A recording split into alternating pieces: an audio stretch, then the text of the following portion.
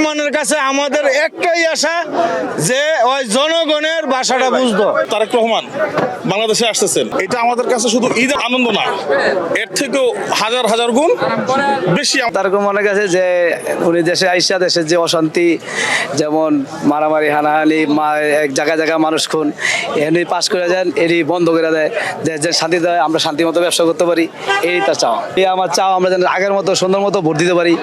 যেমন বিগত আগে যে ভোট হইতো ওই তো সুন্দর মতো সবাই ভোট দেন, নির্ভয়ে গিয়ে ভোট দিতে পারছে। তো আমরা চাই আগের মতো যেন সবাই মেয়ে ছেলে সবাই মিললে যেন সুন্দর মতো আনন্দের সাথে গিয়ে ভোট দিতে পারি। গরিবের চাওয়া অনেক কিছুই থাকে, বড় নেতার মতন চাহিদা আমরা নাই। আমাদের চাহিদা হয়েছে ওই দেশে আসবে, দেশের জনগণের দিক চাইবে, এটাই আমাদের চাহিদা। জনগণের কি বলতে চায়, শেখ হাসিনা স্বৈরাচারী সরকার ওই জনগণের ভাষা বুঝে নাই, এই কারণে ওর পতন হয়েছে। তারেক রহমানের কাছে আমাদের একটাই আশা যে ওই জনগণের ভাষাটা বুঝতো। দীর্ঘ 17 বছর পর আমাদের বাংলাদেশের ভবিষ্যৎ, বাংলাদেশের রাখাল রাজার পুত্র, আগামীর প্রধানমন্ত্রী জনাব তারেক রহমান বাংলাদেশে আসতেছেন, এটা আমাদের কাছে শুধু ঈদ আনন্দ না, এর থেকেও হাজার হাজার গুণ বেশি আমাদের ভিতরে একটা আনন্দ কাজ করতেছে।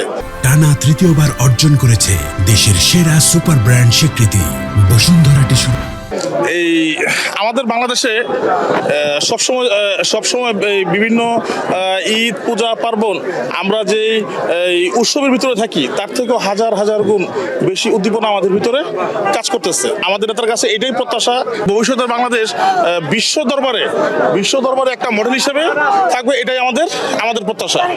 তারেক রহমান বাংলাদেশের প্রাণ। বাংলাদেশ জাতীয় দল বিএনপি বাংলাদেশের জাতীয়তাবাদী রাজনীতি করে। বাংলাদেশে নানা রকম সংকট চলছে, আপনারা দেখছেন, কখনো বাংলাদেশে ইন্ডিয়া প্রীতি, কখনো পাকিস্তান প্রীতি, কিন্তু বাংলাদেশ বিএনপি এবং বিএনপির ভারপ্রাপ্ত চেয়ারম্যান জনাব তারেক রহমান একটা কথা বলেছেন, সবার আগে বাংলাদেশ। 17 বছর পর আমাদের দেশ নায়ক তারেক রহমান তিনি আজকে দেশের মাটিতে পাড়া দিচ্ছে। আমরা সে খুশিতে সবাই আত্মহারা হয়ে সবাই চিরাংতে যারা আছে সব আমার ভাই বা যারা বন্ধু বান্ধব সবাই অলরেডি আসতেছে। তারেক রহমানকে আমরা 17 বছর কাছাকাছি দেখিনি, আজকে সে খুশিতে আমরা উনিকে আজকে সরাসরি দেখবো বলে আমরা একদিন আগে চলে আসছি। যদিও তার সম্পর্কে আমার তেমন কিছু জানা নেই, যেন আমি আরো ভালো করে জানতে পারি তিনি দেশের জন্য কি কি করে গিয়েছেন, এগুলো যেন আরো ভালো করে জানতে পারি, তার জন্য আমার হাজবেন্ড আমাকে এখানে নিয়ে এসেছেন। আমাদেরকে যেন সুন্দর একটা দেশ উপহার দেয়, দেশে যত ধরনের দুর্নীতি যত ধরনের খারাপ কাজ আছে এগুলো যেন আর না থাকে, একটু শান্তিতে বাঁচতে চাই, এতটুকুই।